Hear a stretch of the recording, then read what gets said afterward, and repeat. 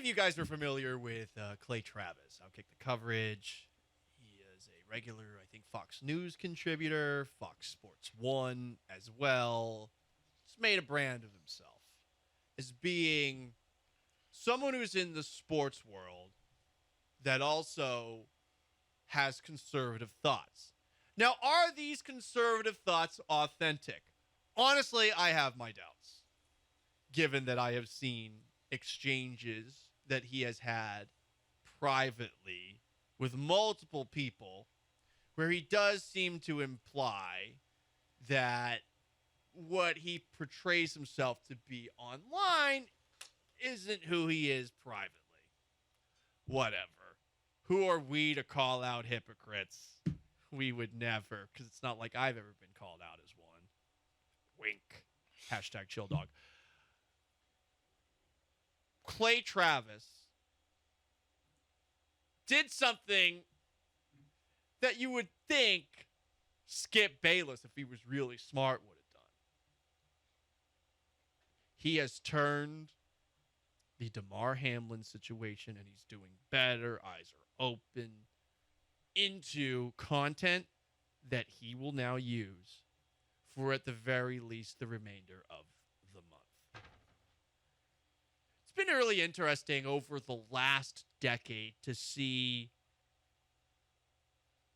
the vitriol against this idea that there is a war on football, the most popular sport in America. Remember all the concussion conversation that we saw late last decade, earlier. I checked that. I guess it's 2 decades ago. In the late 2000s, early 2010s, there's a big concern. People started saying, people are going to stop playing football altogether. I think it was Mark Cuban who said, fat hogs get slaughtered. League continues to increase in popularity. College football continues to increase in popularity. Then a little bit later, people are taking a knee. And that wasn't a war on football. That was football's war on America. But now we're right back in to the war on football after what happened to Damar Hamlin in Monday night's football game, at least per one Clay Travis. Let's add a little context. How can one turn a conversation about football and a person that we're all concerned about into a piece of the culture war? Well, you wait for the president to weigh in on it. Here is President Joe Biden being asked about how he feels about the safety of football after watching the Damar Hamlin hit. T. Higgins put his shoulder into him, and for a moment, Hamlin was lifeless. Here's the president. The idea that you're going to have, you got guys that are 6'8", 340 pounds, running 4'8", 40. I mean, you hit somebody with that kind of force. Now, that's not what happened here. But I just think it's, I don't know how you avoid it. You know what? I'll give Biden a lot of credit here. Politicians are generally just completely off the rocker when it comes to sports. And I think there's a lot of evidence that shows that maybe Joe Biden isn't throwing 100 miles per hour anymore. But 6'8" guy running a 4'8", 40. Yeah, that sounds about accurate. Also on top of that, saying that did not happen on that play with T. Higgins running into a safety. Yep, you're right about that. And he's right. There's nothing that really can be done about it. That's actually a pretty fair answer by the president. I know some people hear him and they lose their minds. Some people hear him and they're like, well, this kind of sucks that he's the person representing our party. Whatever the case. That was actually a pretty good answer from Joe Biden, who I was not expecting a good answer from. But I thought he was going to say, yeah, they really need to stop with the leather helmets. Let's leave it to Clay Travis, though, to tweet out this video and say, Joe Biden is asked if he's thinking the NFL is getting too dangerous by a woke media member. Is it a woke media member? I don't know. And he actually manages a decent answer here. But left-wingers are coming for football. Get ready. I love that the president, isn't coming for football. The media member is. So therefore, the left wing is. It's like no, Yes. the guy who actually matters isn't coming for football. This is how Clay Travis works. This is how he works. This is why, I'm sorry. Does he put out interesting content from time to time? Sure. Is he talented? Yes. But we all know what he's doing. He also tweeted out this video. This, unlike President Joe Biden, is actually rather cringe. A surprise. It comes from The View. Oh, a bunch of broads talking. And listen, I didn't say that. That's what some of you were probably thinking, though, when I mentioned The View.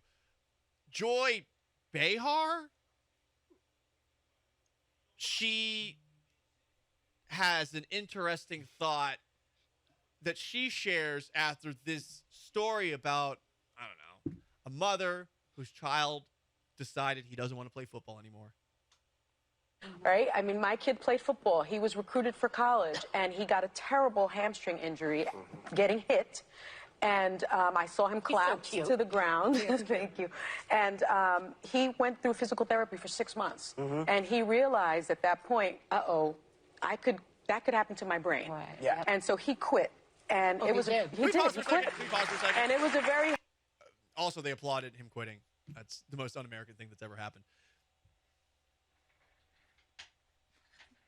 6 months of rehab for a hamstring injury. If it's taking that long, is it really because he thought this could happen to his brain as well?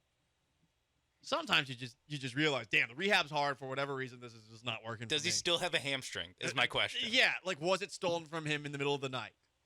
Like, did he not know about it? And some NFL player now has his hamstring. I don't know. Anyway, I feel like she's speaking for him and using him as a prop here. This clip from The View continues. The war on football, guys. and because he loved doing it. Yeah. But I don't think it's going to turn people away from the sport because, I mean, I went to Notre Dame. It's like faith, family, football. It's a big deal, and it's a $105 billion industry. Yeah. Only 45% of Americans think that tackle football is appropriate. Wow. Heterosexual men voted the most support for kids doing football, and conservatives were more likely to support youth tackle football. Just saying. So I don't think it'll turn people away from consuming the sport because it is, as Sunny says, such a huge part of tradition. In this country, In this country. I grew up, football was just the norm. The football was the norm. Blah, blah, blah, blah. It's funny hearing people talk about this outside of their field of expertise. But let's go back. Joy Behar is the one who said that 45% of Americans believe tackle football should be legal. Where did she get that number? That's the first thing I want to say. Second, who cares what? The most of those people are heterosexual men. Aren't most men heterosexual? I mean, it is 2023. I don't know if that's any different. And then the last thing is, most people who think football should be legal are conservatives. That's BS. That is a load of crap. There are a few things that I think unite Americans in their appreciation of. They're, like, this is the most popular sport in America. What? It's just for conservatives? Like, that is some extreme generalization here. And for only 55% of the population. Yeah. 45% of the population hates it. And this is what sucks, Sean, is that Clay Travis is going to continue to roll in the money because some dumbass on The View puts this out there, and he's like, the war on football continues. He tweeted with this video, the left wing is coming for football. Football is hyper-masculine, super competitive, and based on the meritocracy. Players are also very religious. This is everything left-wingers hate. The Kaepernick support was really about hating football, not his protest. Football equals toxic masculinity. Buckle up, they're coming. In the years ahead, female cheerleaders will become unacceptable in the far left wing in this country. Then it will spread rapidly. Good-looking, fit women cheering for men will become targets because they perpetuate the patriarchy. They will begin by attacking the concept of good-looking female cheerleaders as not being inclusive enough. Why aren't there fat cheerleaders, trans cheerleaders, cheerleaders in wheelchairs? I'm telling you, it's coming. In a few years, when a guy says, I think cheerleaders should be fit and good-looking, they will be shamed and attacked relentlessly. He would love Texas A&M. No, he would hate Texas A&M. Yeah, he would. They're already the left wing. The most liberal school in the United States of America because it's all men.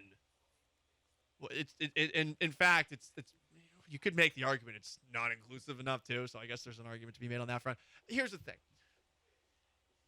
Someone, of course, was going to turn Damar Hamlin, what happened to him, into something that will be content for months.